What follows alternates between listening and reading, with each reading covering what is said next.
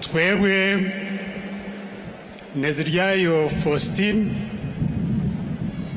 Perezida w'Urukiko rw'Ikirenga, tumaze kubona ko Nyakubahwa Kagame Paul yatorewe kuba Perezida wa Repubulika y'u Rwanda, tumaze kubona ko ibiteganywa n'amategeko byose byubahirijwe, dushingiye ku itegeko nshinga rya Repubulika y'u Rwanda mu ngingo yaryo y'102 iteganya ko uwatorewe kuba Perezida wa Repubulika arahira indahiro ye ikakirwa na Perezida w'Urukiko rw'Ikirenga.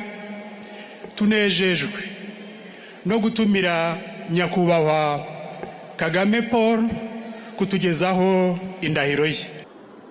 Jewe Kagame Paul ndahiriye u Rwanda ku mugaragaro ko ntazahemukira Repubulika y'u Rwanda, ko nzakurikiza nkanarinda itegeko nshinga n'andi mategeko, ko nzakorana umurava imirimo nshinzwe, ko nzaharanira amahoro n'ubusugire bw'igihugu, ko nzashimangira ubumwe bw'Abanyarwanda, ko ntazigera nkoresha ububasha mpawe mu nyungu zanjye bwite, ko nzaharanira ibyagirira Abanyarwanda bose akamaro.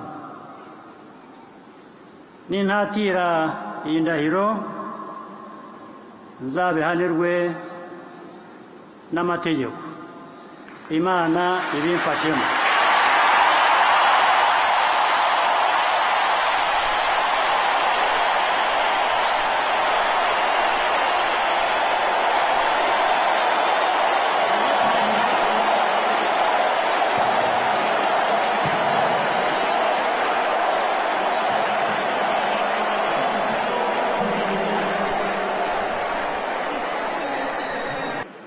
The Chief Justice will now proceed to present His Excellency the President of the Republic of Rwanda with state symbols, which include the Constitution, the flag, and the coat of arms.